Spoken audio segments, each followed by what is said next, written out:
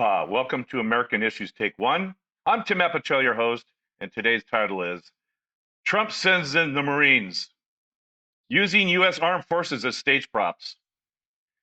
Trump first ordered 2,000 state of California National Guard and converted them into federal National Guard. He did so by not seeking the permission or having a discussion with the California governor, Gavin Newsom. He lied about the conditions on the street, about the ICE patrols and the protocols against ICE. He detailed an environment, quote unquote, under siege and on fire. Then Trump stated, not soon after that, after the first round of state National Guard were converted to federal National Guard, not soon after that, he said they're getting better, that they're moving in the right direction.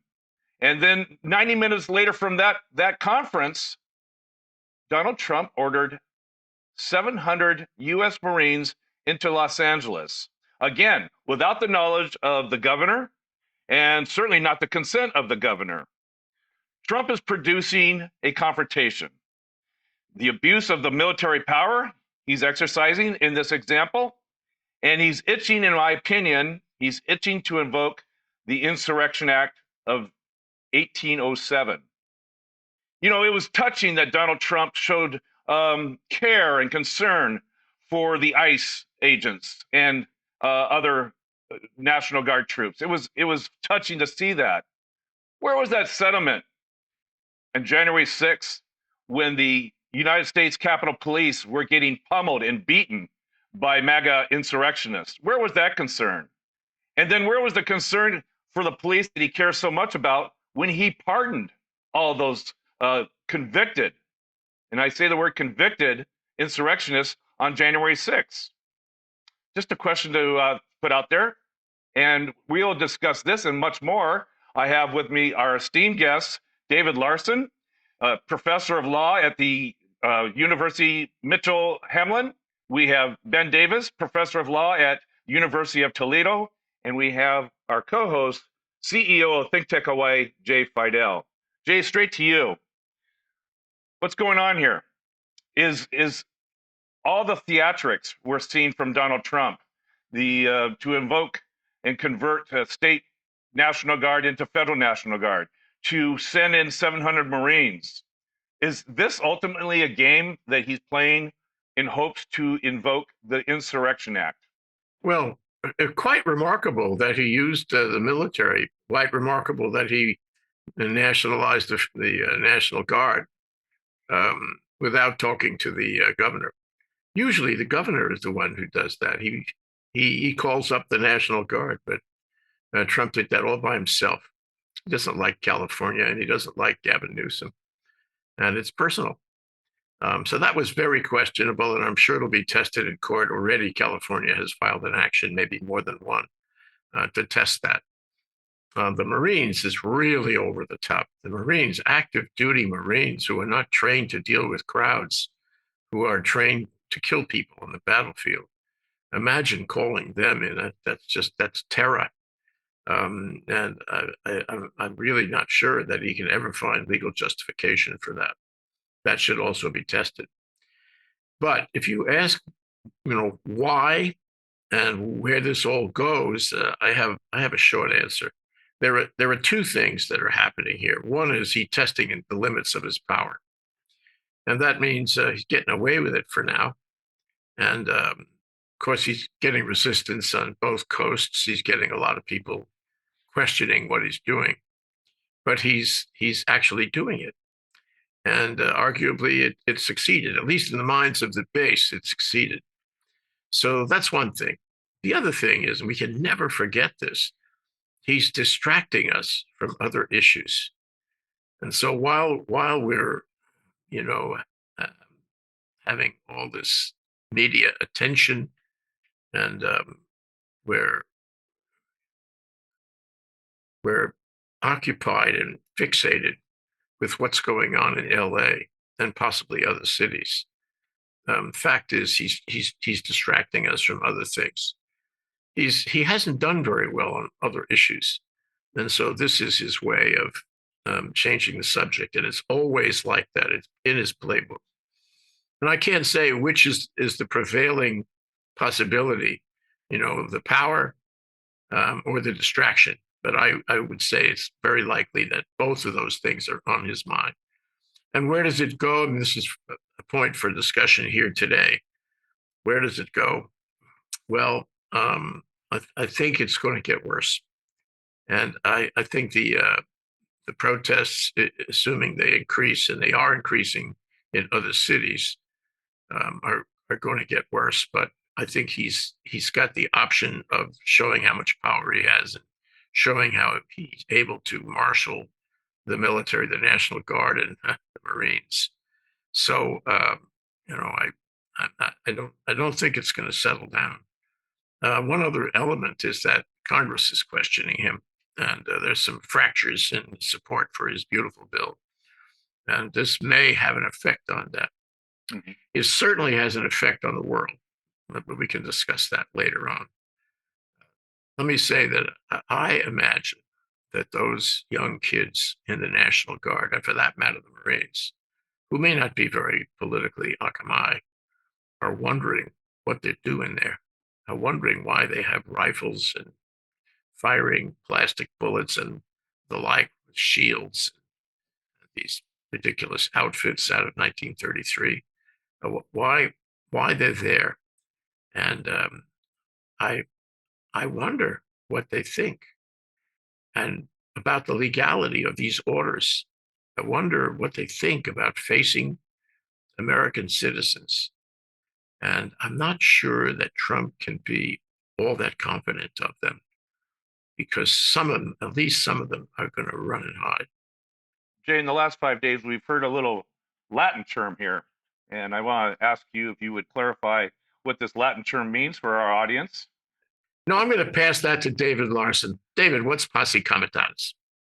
It's law that was passed to make sure that you don't use the military as a police force. It was really passed as a limitation on the ability to, for example, a president to order out the Marines into California to police the streets. And interestingly, what it says is that if somebody does that, they can be fined or imprisoned for not more than 2 years. So technically, what the president has done here, although I can't see under this Supreme Court anything happening like this, but technically, this president can now be in prison for 2 years for violation of the Posse Comitatus Act. We're at a really interesting time because that's the default position, the Posse Comitatus Act. Mm. You can't call out the military, but then we have an Insurrection Act. And the Insurrection Act, which actually precedes the Posse Comitatus Act, which arguably, in terms of legislative interpretation, if you have the subsequent act that's broader than the preceding act, you'd say that that certainly quite narrows the preceding act, that Insurrection Act. But the Insurrection Act has some kind of broad language in there that I think the Trump administration is arguing justifies what's happening here. And what it says is that, well, maybe you can mobilize the National Guard in situations when, number one, the state requested, which has not happened in California. Number two, to enforce federal law, but there's conditions on it. You can do that if whatever's going on makes it impractical to enforce federal laws through ordinary judicial proceedings. So the idea is, well, unless you can show that you couldn't have done anything through ordinary judicial proceedings, this exception does not apply. And that hasn't happened. So I would say that exception doesn't apply, which would justify calling out the National Guard. And number three is to protect constitutional rights. And that says that the president can mobilize the National Guard, for instance, if a segment of the population is being deprived of constitutional rights, and the critical thing is that conjunctive word, and the state authorities are unable or unwilling to protect those rights. And that also has not happened. The police have been on the scene. The police are being very careful not to overreact and actually escalate what's going on. That unfortunately, is the route that the president has taken. He wants to escalate it, and I think picking up on some things that Jay said a minute ago, one is to illustrate his power to his base. And he always likes authoritarians, dictators, and so it's to kind of illustrate that he's got the same kind of power, evidenced by our military parade coming up very shortly, which will waste hundreds of millions of dollars.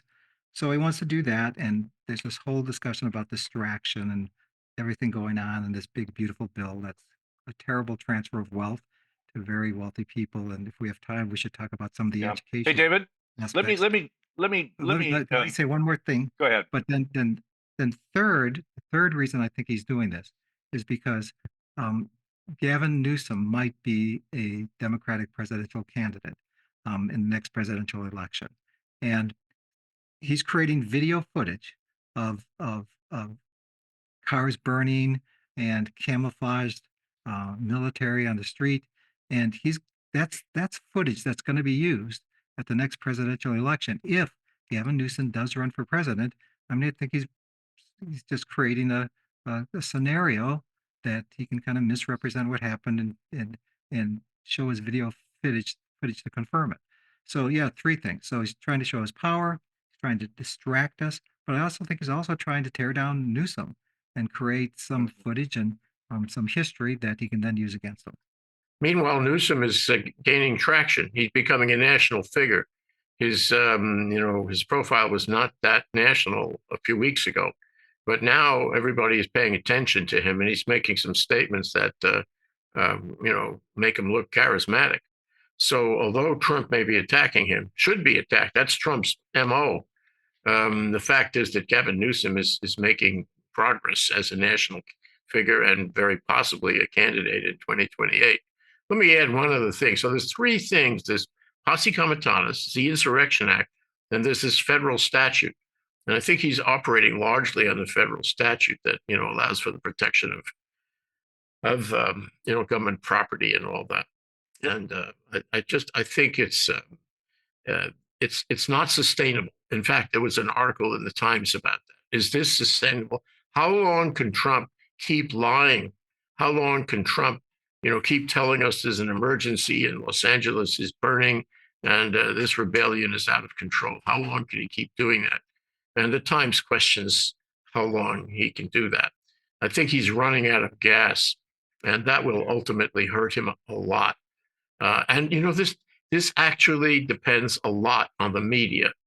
So there's one story, I think it was Rachel Maddow said this, and it's worthwhile just having it on the table. The press sees a fire in a trash can in Los Angeles, and they all run over there, all of them with their cameras, take a picture of the fire in the trash can. It's one fire in one trash can, and there are all these guys with cameras taking a picture of it, that each one of them is propagating that to the world. And it makes it look like Los Angeles is burning. The press has a responsibility to report, accurately on this. And what they are doing is making it look worse. It's raw meat. They have got to stop doing that. There is vagueness in the Insurrection Act. I don't think that if you interpret it in a common sense kind of way, what's happening fits under any of those exceptions. But let's assume for a minute that it does. Even if it does, there's a question of, although you can, should you? Now, the question is, even though maybe arguably you could do this, should you be doing it? Why would you want to escalate it when you don't have? You should be diffusing the situation. And we've got an administration that really wants to capitalize on chaos. And once again, it's another opportunity for chaos and distraction. And I think this could have been diffused. There's very interesting footage from Fox News that kept saying, "Where are the police? Where are the police?" And they're showing kind of an aerial view of one car burning in an intersection. They showed a guy in a little moped going around and two people on a motorcycle racing around his car. And they're saying, "Where are the police? Where are the police?" And they're kind of, must have been drone footage. And then they elevated it up. When they elevated it up, there were like 20 police cars just outside that first visual scene. And they go, "Oh, there's the police." So really there was not that. It was a car burning, yes. And that's destruction of property. And they should be arrested for that. But that's all that was happening. The police were just kind of waiting to see if anything else developed. So they were there and they were Yeah. trying not to escalate the situation. It was really funny when they kept saying that California's doing nothing. Where are the police? Then as they raise up, it's like, oh my God, they are there. There's like 20 police cars just watching, making sure it didn't get out of hand. Hey, Ben, based on what Jay and David has said, let me throw out the possibility of Donald Trump's motivations and or his legal pathway. Remember, not long ago, the Supreme Court said that Donald Trump has immunity as long as he's carrying out the duties of President of the United States. Does that play into what's going on here? Yeah. I'm sorry, folks, but I would just say that since no one's going to do anything about it with regards to him, that it will be kind of an academic exercise to say whether, yeah, he's acting within the penumbra of his powers or central to his powers under the Constitution or any of these statutes. And I do want to say that pure randomness. I'm wearing my "It Is What It Is" T-shirt today. All right, and so I would like to just say that I'm not thinking about Gavin Newsom. I'm not thinking about Donald Trump. I'm not thinking about Pete Hegseth. I'm not thinking about Karen Bass. Believe it or not, you know who I'm thinking about? The people in the street. The people in the street. So there's something happening here, but what it is isn't exactly clear. There's a man with a gun over there telling me I've got to beware. You think it's top? These children, what's that sound? Tell me what's going down, huh? Buffalo Springfield, 1968. Thank you. There's battle lines being drawn. Nobody's right if everybody's wrong, right? Young people speaking their minds, getting so much resistance from behind. You got to stop, children. What's that sound? Everybody, look what's going down. Okay, All here we right. go. What Okay. a field day for the heat.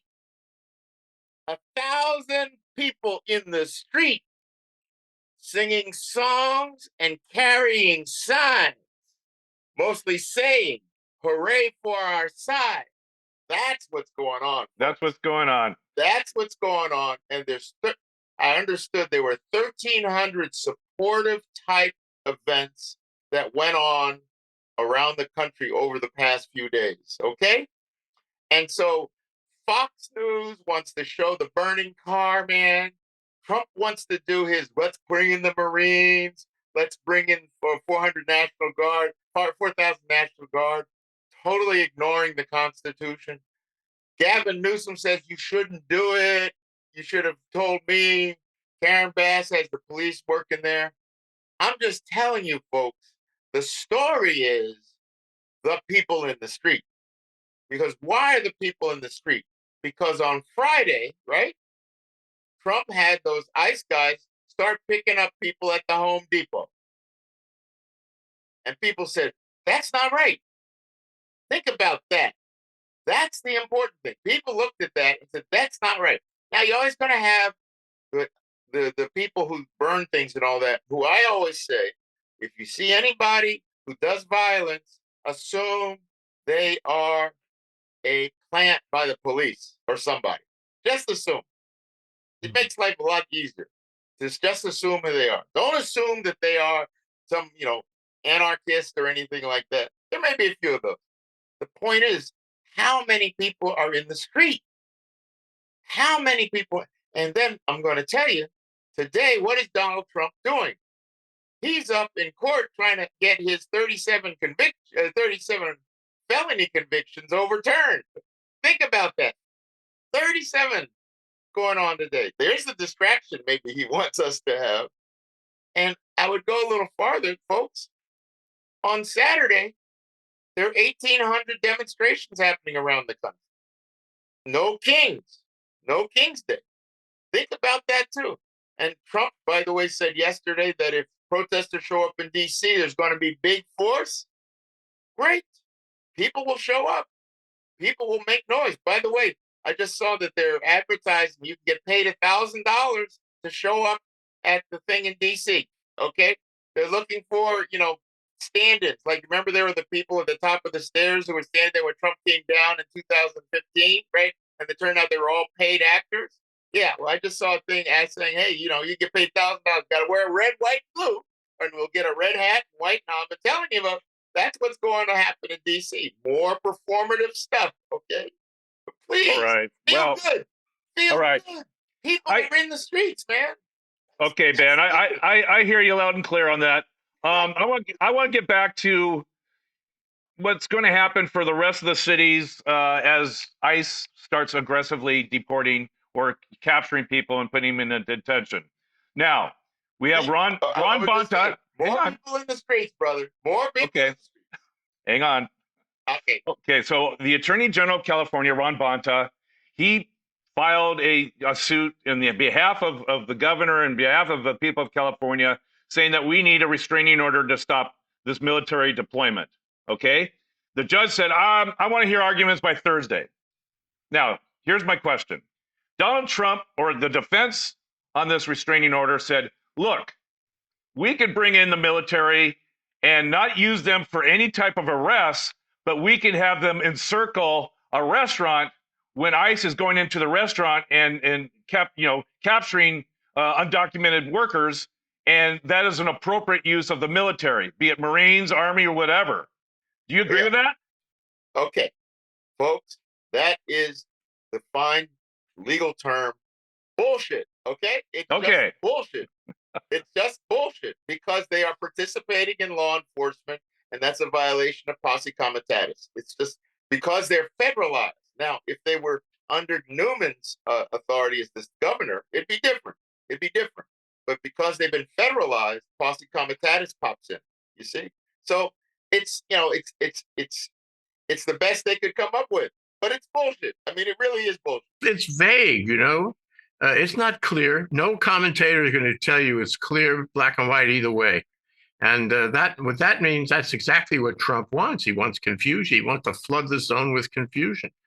And he wants it to go to the Supreme Court. So he's looking for litigation, and litigation takes a little while anyway. In the meantime, he's going to continue to do this. So, I mean, I'm not saying he's right, and I'm not saying he'll be vindicated by the Supreme Court. I'm just saying that he's looking for litigation, and it isn't clear. And furthermore, you have a lot of people in this country that believe, pursuant to his original promises, that undocumented aliens should be sent away. Yeah, and it's okay to go find them where they are, Home Depot or not, restaurants or not, and so you don't have a clear public opinion on this. Yes, there are people who don't like street violence, and they don't like lying, and they are the same people that say no kings. But the reality is that the country is not clear on what to do with undocumented aliens. I want to jump in on that point. We had an election, and it wasn't on this particular topic, wasn't a 50-50 split. Clearly, Donald Trump's position or his platform was the United people of America want those that are undocumented to be shown the door. I don't know if it was in the high 60s or not, but it was up there. What about that campaign pledge to address that which he was elected, or one of the platforms in which Donald Trump was elected? Who's winning the popularity battle on that one? Jay? I think Trump is losing the popularity, battle in general. I mean, it's coming out that the tariffs are not a good idea. Alienating the world is not a good idea. Bringing the troops into Los Angeles is not a good idea. On the other hand, if he has a certain amount of legal support, and he does, and a certain amount of public support, question exactly how much, but he has some public support. I think he's going to get away with it. The question is where this goes. It's dynamic. As I said before, it's the press. The press can tilt it one way or the other. The press needs to report accurately on what is going on here. I think the protests are very important because, as you said, Tim, that or rather Ben said, as Ben said, the protests are important because they show you what the public opinion is. They show you how people react. They show you how they feel about Trump. But let me offer this thought. You guys can consider it. Is that to the extent that what he's doing now is not sustainable and that people are not going to accept his um, claim of emergency after emergency after emergency, he has to come up with something else. He has to stay at the top of the headlines. He has to deal with the news cycle. That's his strength. That was so back when he was doing real estate in New York. And we can expect that in the next few days, as public support for what he's doing wanes, as it gets more confusing and ridiculous, he's going to come up with something else. I don't know what it is, but he will come up with something else to distract us from the distraction that was intended to distract us from the last distraction. The thing that he's going to do is that on Saturday, he's going to have all these people that he's paid show up to wear red, white, and blue and have the army go overhead and all that. And it's supposed to be, quote unquote, support the 250th anniversary of the army, but he's going to recuperate it to be a support of himself as the Uber leader. Like we saw this back with when the torture stuff broke back in the Bush administration. I remember Rumsfeld held a support the troops big event, but it was all about supporting the government, supporting him. Okay, in that that's the next play that he's going to do. The only other play he has is to get more and more violent, and that's all. And guess what? There are going to be people killed because those soldiers are not trained in doing this stuff, and the National Guard folks all it takes is one guy getting nervous. Already we saw a police officer who was there shoot a rubber bullet into an Australian press person's leg, freaking out about her, right? So there are going to be some people being killed, okay? That's what's going to happen next, if you really want to know, in my personal opinion. And guess what? The people at the White House are going to say, oh, no, we didn't want that. Oh, no, we weren't, that was not what we were trying to get to have happen. And that, we've seen this dance before, folks. But the important thing I would encourage you to keep in mind is as long as the people are in the streets, it has impact. And by the way, we do have the good old, silent majority folks, right? Remember them? We're perfectly willing to go along with a malevolent leader.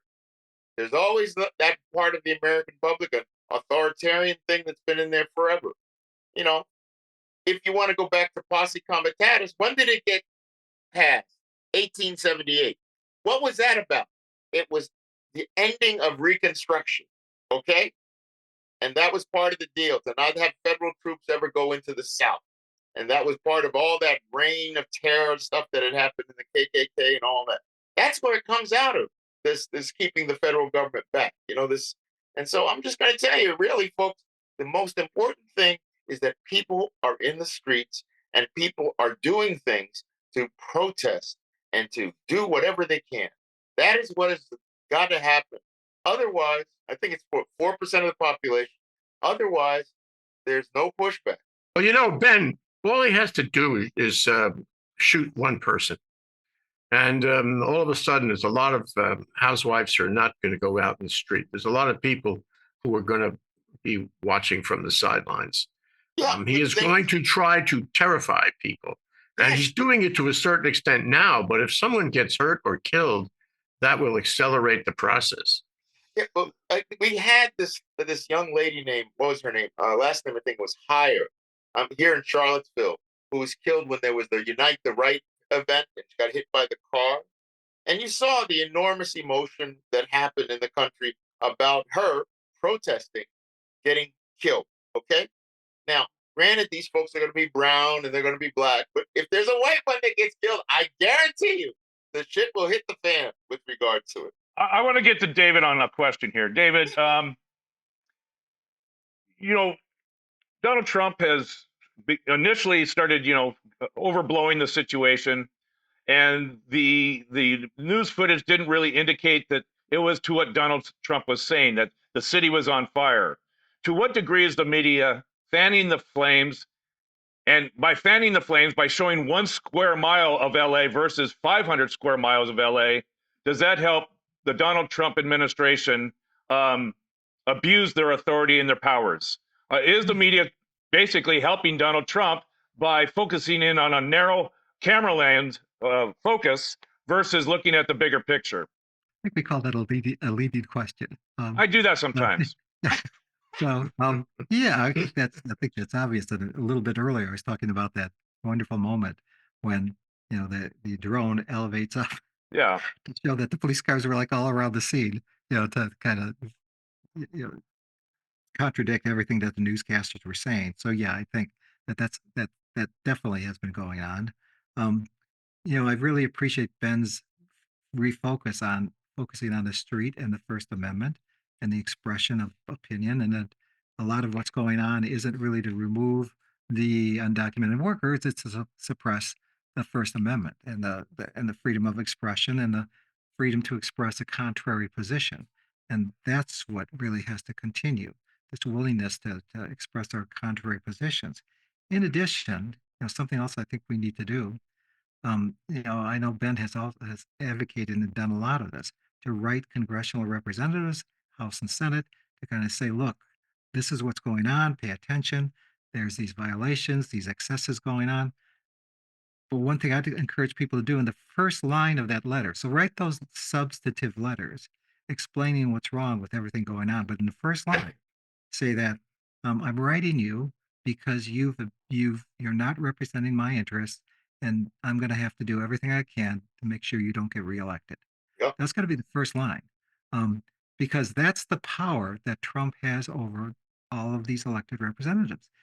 If you don't toe the line, I'm going to get people like Elon Musk, who maybe still be my friend, I'm not sure, but I got a lot of other billionaires who will fund an election against some kind of opponent against you, and we'll beat you because we can outspend you. And they're all backing down. Oh, me getting reelected is more important than representing the interests of my constituents. So if that's really what's driving them, then bring it home and say, look, it's just not dollars that win it, it's votes that win it. And I can mobilize voters. And we're going to make sure you don't get reelected unless you start doing your job, which you have not been doing. You've abdicated your check and balance responsibility. And unless you start controlling the purse the way you're supposed to, we're going to make sure you're not reelected. Because that's the thing that Trump has used to leverage against all of these senators in Congress or congressional representatives. So flip it and say that we're gonna make sure you don't get reelected. Let me jump in on one point here. Yes, I really appreciate those comments, as I do Ben's comments. But and letters like that will have an enormous effect on a given congressperson. However, you need millions of letters like that, not just a handful. And the zone is flooded with email that takes you far away from that course of action. The zone is flooded with confusion. The zone is flooded with people who are misinformed, who have accepted the lies. They're not going to write those letters. So the trick, David, is to have millions of those letters go, and that would work. But will the country be sending those letters? I would like to add another point to this, if I could, which is there is a song about Harvard called 10,000 Men of Harvard. Okay, those 10,000 men of Harvard said victory to, one of those college songs, right? Harvard had amicus briefs signed by 24 universities, including Yale, Brown, UPenn, I think Princeton. Columbia, Princeton, and all that, submitted along with 12,041 alumni signed on to the brief opposing what's happening to Harvard. Okay? So when Jay's talking about millions, I agree. But I've never seen an amicus brief that had 12,000 signers on. And so that's the kind of thing that Jay's speaking about, is that using the power of what you can to move things forward. There's a little group that got created called Crimson Courage, which is all about, backing it up. So, I, all of these things, whatever it is, being in this little, or doing our podcasts or whatever, writing whatever we can, it's all that's got to be done because they want to flood the zone, and the only thing they can do is be violent. That's all they've got is violence. They have Yeah. nothing else. And to the extent that that's all they have is violence, at some point they will be really violent, even more violent than they are. Guess what, gentlemen? We've run out of time. Goes so quick. Jay, why don't you go ahead with your final comments on this topic? Yeah, I'd like to follow on Ben's point about violence. As an autocrat, he's got to think of further distractions. He's got to further enhance his power. That's the playbook. And he will do that. He's done it, to a very significant degree since inauguration, but he's got to continue. This cannot be static. Thursday cannot be like Wednesday. Thursday has to be worse. And he will figure out what to do. And I suppose this parade, by the way, there's a number of articles about don't be fooled. There's nothing patriotic about that parade. Nothing patriotic. It's all cult following for Trump.